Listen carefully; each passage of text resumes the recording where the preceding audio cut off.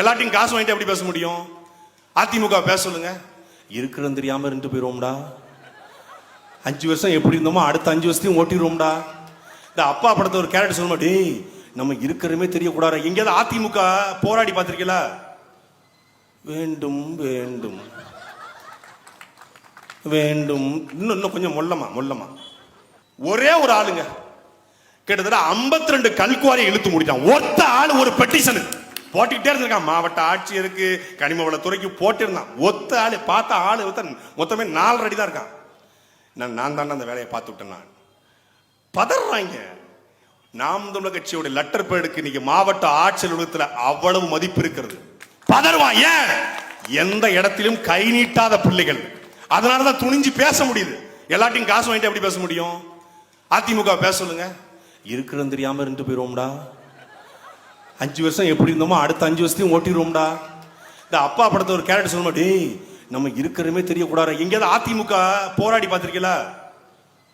வேண்டும் வேண்டும்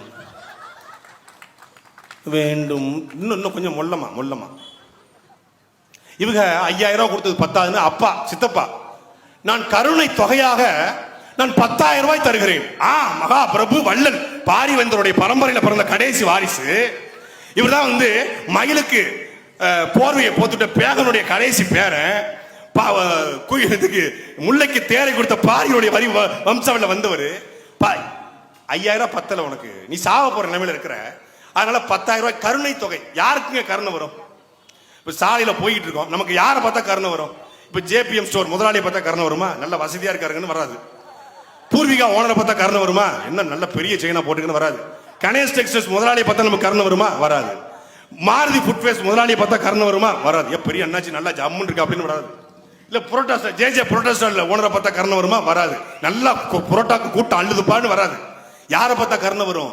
பேருந்து நிலையத்துல கிழிந்த உடையோட, கிழிந்த சட்டையோட, காலுறை கூட இல்லாம, கையில கெட்டு போட்டுக்கிட்டு 2 கையும் ஏங்க முடியாம, குளிக்காம கொல்லாம இருந்தா ஒரு கருணை வரும். கருணை வர்றது கூட ஒரு குவாலிட்டிஸ் இருக்கு. அந்த குவாலிட்டியை பார்த்தா தான் சரி. 2 கையும் இல்ல 5 ரூபா போடுவோம், கால் இல்ல 10 ரூபா போடுவோம். கருணைக்கு கூட ஒரு அளவீடு இருக்கு. அப்போ நமக்கு 10,000 ரூபாய் கொடுக்கணும்னு முடிவு பண்ணிட்டாங்கன்னா நம்மள அவன் எப்படி பாக்குறான்னு பாரு. நம்ம 5 ரூபா கொடுத்த நினைப்போம், நல்லா தான் இருக்கான், இவனுக்கு போய் 50 ரூபா எப்படி கொடுக்கறது? 5 ரூபா. 2 கையும் இல்ல 50 ரூபா கொடுப்போம். 2 கையும் காலுமே இல்லையே, சரி ஒரு 500 ரூபா கொடுப்போம். குடும்பமே பிச்சை எடுக்குது, 1000 ரூபா கொடுப்போம் அப்படின்னு கொடுப்போம். இவன் எப்படி முடிவு பண்ண? 10,000 ரூபா தரனா அவன் நம்மளை எப்படி பாக்குறான்னு மட்டும் நீ பாத்துக்க. நம்மகிட்ட எதுவுமே இல்ல, நம்ம சாக போறோங்கிறத எடப்பாடி பழனிசாமி முடிவு பண்ணிட்டாரு. இவர் 5000 ரூபா கொடுத்துக்காரு. கருணை பிரபு அப்பா ஸ்டாலின் 5000. சித்தப்பா இல்லையா அவர் டபுள் மடங்கு காரணம் 10,000 முடிய போகுது. சோழி முடிய போகுதுன்னு தெரிஞ்சிருச்சு.